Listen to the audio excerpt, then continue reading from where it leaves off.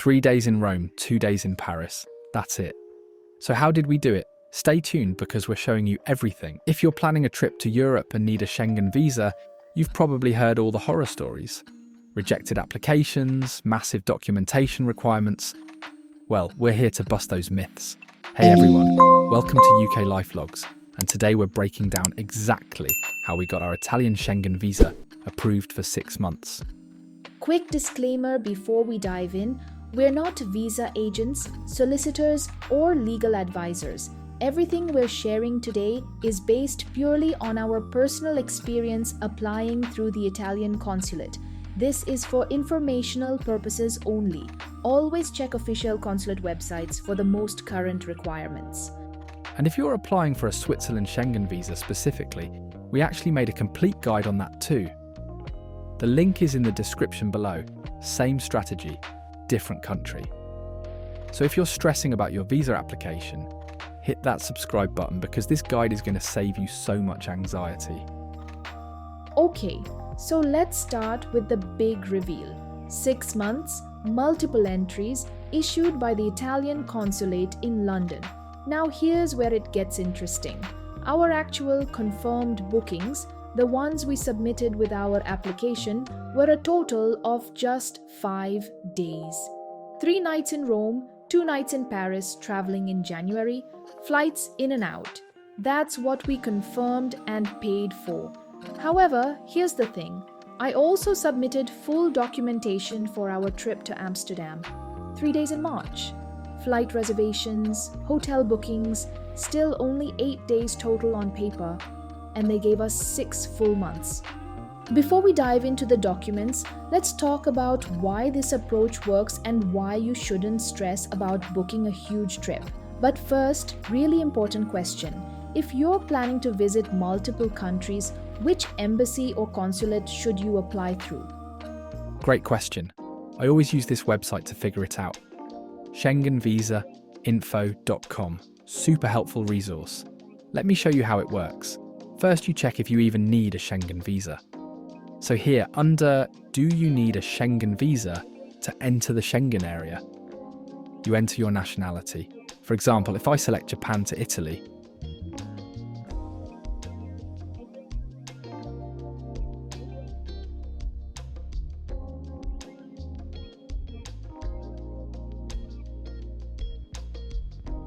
it shows they don't need a visa. But for our passport holders, we do. Next question. Which consulate do you apply to? This is crucial. According to the website, the rule is apply at the consulate of your main destination, meaning where you'll spend the most days. But here's where it got tricky for us.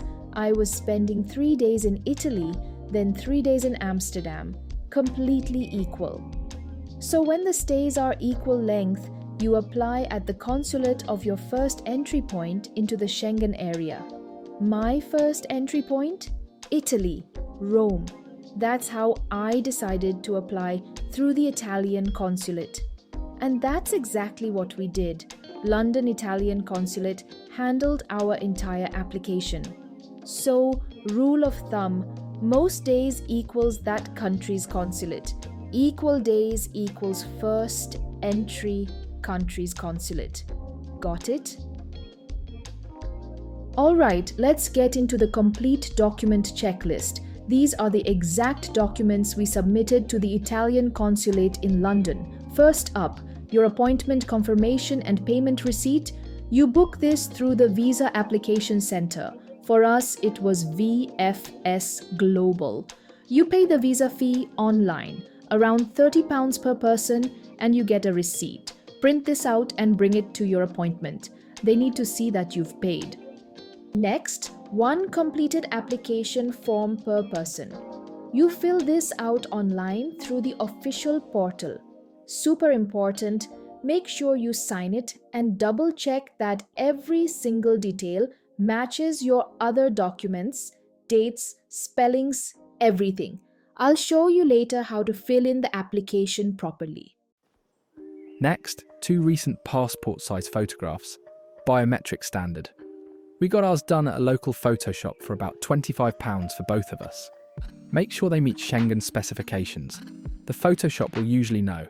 Obviously, your actual passport. It needs to be valid for at least 3 months beyond your intended departure from the Schengen area, and it must have been issued within the last 10 years. You also need at least 2 blank pages for the visa sticker. You'll also need 2 complete copies of your passport. We just photocopied ours. Black and white is fine, as long as everything is clear and readable. This next one is specific to UK visa holders or residents. It's called a share code. Since we don't have a BRP anymore, we generated this before going to the appointment. The code is valid for 30 days, so don't generate it too early. Next, 3 months of bank statements for both of us. This is where they check if you can afford the trip and if you have ties to return home. They want to see regular income, a stable balance, and no sudden suspicious deposits right before you apply. The general guideline is around £50 to £70 per day of travel, but having a healthy overall balance matters more. I used online statements, but stamped ones are safer if you can get them. You'll also need proof of accommodation for every night of your trip. We used booking.com and chose hotels with free cancellation, so if anything went wrong, we weren't stuck. Next, flight reservations showing your entry and exit from the Schengen area. We booked actual flights, Rome to London and Cardiff to Amsterdam, with return through a major airline. We also included our train bookings from London to Paris and from Paris to Rome. Pro tip: if you can afford it, book flexible or changeable tickets. Mandatory: travel insurance with minimum €30,000 coverage, valid for all Schengen countries. It must cover medical expenses, emergency evacuation, and repatriation. We used Admiral and paid about £34 for both of us for 1 year of coverage. Key point: get insurance for the entire duration you're requesting. Since we were planning multiple trips, we went with a 1-year policy. Next, an official letter from your employer on company letterhead. It needs to state your position, salary, length of employment, and confirmation that you have approved leave for your travel dates. This is huge for proving you have a reason to return home. You've got a job waiting for you. And finally, your secret weapon: a 1 to 2 page cover letter explaining your trip. I have a separate video showing exactly how to write this, so check that out in the description. So that's it, 13 document types, all neatly organized in a folder. We actually had 2 separate files, one for each of us. And honestly, having everything so organized probably helped our case. The appointment was pretty quick because we had everything ready. Next up, let's talk about how to fill out the online application. First of all, I checked which visa consulate I needed, just like I showed in this video. Based on that, I had to go through VFS. Step 1. We applied online through the official Italy visa portal and booked our appointment at the Visa Application Centre. Now, booking an appointment through VFS is honestly a nightmare. First, you have to create an account. Then you need to keep checking again and again to see if any slots are available. When I'm recording this, I don't have any slots available to fully demonstrate the process. One important thing to know: you cannot book yourself and your partner in one single appointment. I tried several times and couldn't do it. You have to book 2 separate appointments, but you can use the same login for both. When we actually went to VFS, they told us that we could attend the appointment together at the same time, but you still need separate slots booked online for each person. Also, you don't need to have all your documents ready at the time of booking the online appointment. You just need a rough travel plan and to make sure you enter all your personal details accurately. The staff at the center reviewed our documents and made sure we had everything. They were super professional. After that, the next step was just waiting. The official processing time is 15 business days, but we got our decision in 15 calendar days, which was a nice surprise. They sent us an email saying our passports had been handed over for delivery. We paid extra for courier delivery on the appointment day. For both of us, visa fees and courier, we spent £172 in total. Now I'll show you how to fill out the application form. I think most of you are already familiar with filling out the basic sections, things like your name, marital status, and personal details. If you're still confused about those parts, you can check my other video. I have an older video where I show how I filled out the application when I applied to Switzerland, so you can check that one as well. In this video, I'm going to focus only on the most important sections of the application. This is my second time applying, so I have experience filling it out again, and I want to share what really matters. Now let's start with question 20. This question asks about your residence permit for the country you're currently living in, not your nationality. In our case, because we don't have a BRP anymore, we had to generate a share code. So here you need to enter your share code.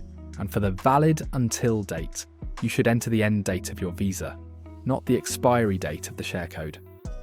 This part is very important. Put your share code and your visa end date correctly.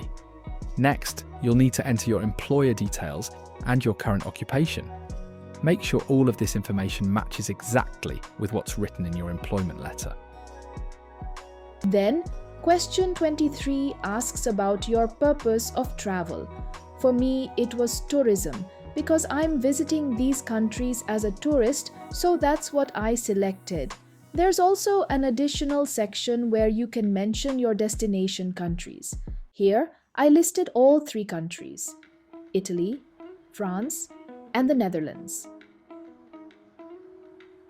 Next is question 26, which asks for your member state of first entry.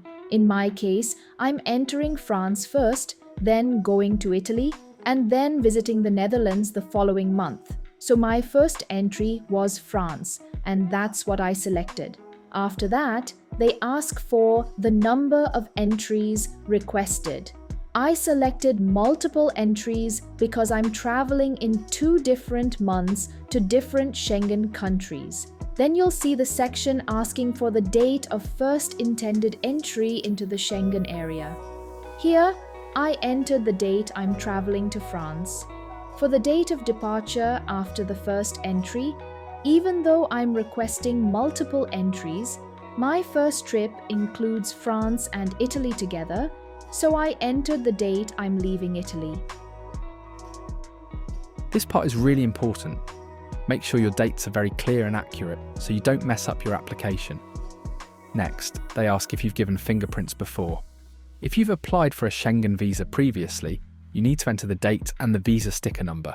You can find the visa sticker number at the top of your old Schengen visa in your passport. I had previously applied through Switzerland, so I entered those details. Then there's question 30, which is about accommodation. Here I entered the details of the 2 hotels I was staying at, including the addresses and telephone numbers in Rome and Paris. I didn't include the Netherlands here because there wasn't enough space, but I provided the full accommodation booking documents when I submitted my application. Next is the cost of travelling and living expenses. I selected that I would be paying by cash and credit card, and that I would be covering the cost myself. And that's basically how we filled out the application form for both of us. So why do we think we got 6 months with multiple entries? Let's break it down. Reason 1, strong financial profile. We both have stable jobs, good bank balances, and regular income. Reason 2, clear ties to home. We're not running away. We have jobs, leases, and financial commitments here. Reason 3, previous travel history. We've proven we respect visa rules and return home. Reason 4, honest but strategic application. We didn't lie, but we clearly expressed our desire for flexibility. Reason 5, quality documentation. Everything was clear, organized, consistent, and professional. Reason 6, good cover letter. We cannot stress this enough. Tell your story. Make them see you as a real person with genuine intentions, not just another application number. Common mistakes to avoid. Mistake number 1, inconsistent information. If your documents contradict each other, it's an instant red flag. Mistake 2, fake documents. Just don't. They can verify everything and you'll get banned. Mistake 3, poor financial proof. If your bank balance is empty, or suddenly has a huge deposit right before applying, they'll question it. Mistake 4. No cover letter or a generic one. Personalize it. Tell your story. Mistake 5. Applying too late. Give yourself at least 4 to 6 weeks before your travel date. Mistake 6. Not being honest about your intent. If you want 6 months, say so. Don't hide it. Alright, before we wrap up, here are our top tips for anyone applying. Tip 1. Apply through the country you'll spend the most time in, or your entry point if it's equal. Tip 2. Be genuine in your cover letter. Don't use templates. Make it personal. Tip 3. Show strong ties to home. This is the biggest concern for visa officers. Will you return? Tip 4. Don't book expensive, non-refundable trips before getting your visa. Use flexible, cancelable options. Tip 5. If you're a couple applying together, make sure your documents support each other's stories. Tip 6. Be patient but confident. If your documents are strong, trust the process. Tip 7. Check your documents 3 times before submitting. Errors delay things. Tip 8. Travel insurance for the full duration you're requesting, not just your confirmed trip. So there you have it. That's exactly how we got our 6-month Schengen visa. We hope this was helpful and takes some of the stress out of your application process. Remember, be honest, be strategic, be thorough. If you have any questions, drop them in the comments below. We'll try to answer as many as we can. And if this video helped you, please give it a thumbs up and subscribe to our channel. We're going to be documenting our entire European adventure. Next videos, our actual Rome and Paris trip, what we packed, travel tips, budget breakdowns, and maybe even applying for more visas. Who knows? Thanks for watching, and we'll see you in the next one.